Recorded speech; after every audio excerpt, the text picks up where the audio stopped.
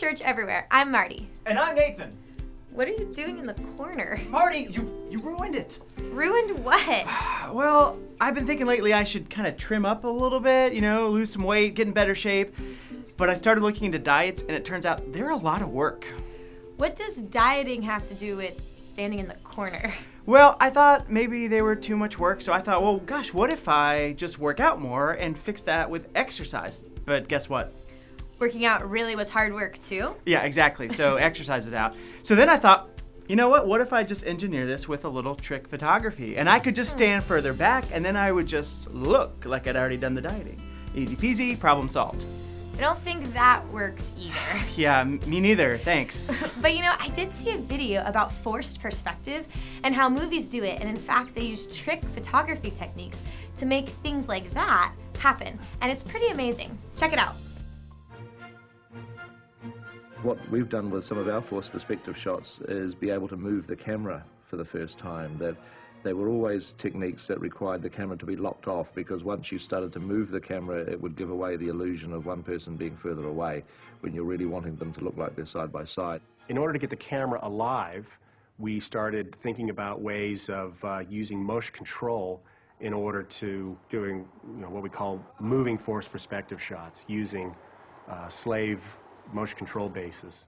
You do a motion control move where you have the one actor on a moving platform. So when the camera moves, you're doing your moves all relative. So you're literally sliding the guy along on the floor as your motion control motion control camera is moving along. You have the camera on a motion control dolly, making it move in and out or side to side. But you have another smaller dolly that's electronically hooked to it and does the exact same motion, but sort of in a counter movement.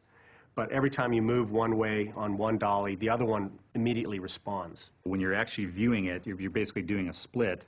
And if you're doing a move around, when you do this split, it looks like they're moving in sync with each other. And it's because you're moving the two guys around relative to this moving camera. In the shot where Frodo is pouring tea for Gandalf at a table, and the camera kind of crabs past from one side of the table to the other side.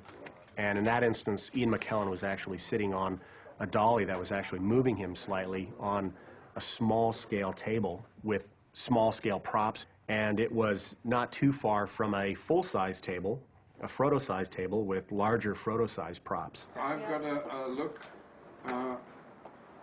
there. When he's standing? Yeah, but I don't, and I got a look there for when Nigel's sitting. What I don't have is a look when he's crouching, which is the beginning of the shot. Okay, well, we can give you that. We can go back to number ones and make sure that you've got that.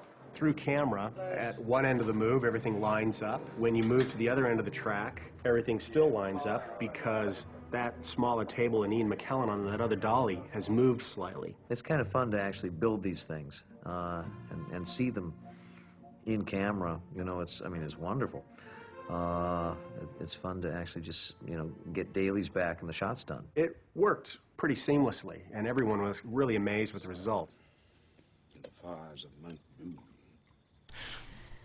It's pretty amazing how you can fake reality with a little forced perspective. But the opposite's true, and I think even more amazing. See, real perspective gives you a glimpse into a reality that is so much cooler and bigger than anything any of us could have imagined. Yeah, perspective isn't just something you're forced for special effect. There are lots of times in life when finding perspective is actually about being reminded of what's truest of all. Good, real perspective has a way of snapping everything in life into focus and helping you see what's really going on. Yeah, like when you're anxious about something, until you realize that what you're so worried about isn't as big of a deal as you think. Like when you're so worried about being late to a meeting until you actually are late and everything turns out okay. Or how you can be stressing over pretty much everything in life when you're about to have a baby, and suddenly that new child is born, and you see the baby and how meaningful this child is, and all that other stuff, suddenly you realize it's just not as important as you thought it was. Finding perspective is what happens when we gather for worship as well.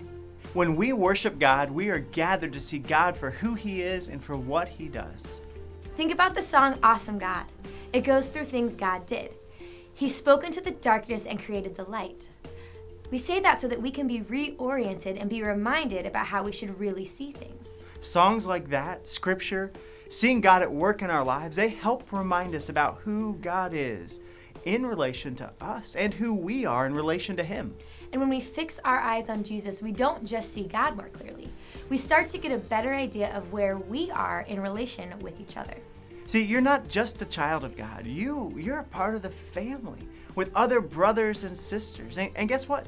You might even get to be the person who helps invite others into that spiritual family.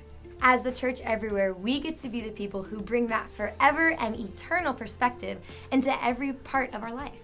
And we get to be people who invite others to join us in seeing God for who He really is and for what He is doing in our lives. Remember, you're not just watching online, you're the Everywhere Church, and you're not in this alone. If you need help getting perspective on who God is or perspective on maybe who you are, you can email me or Nathan. Connect with us if you need support, and we'll see you again soon for another episode.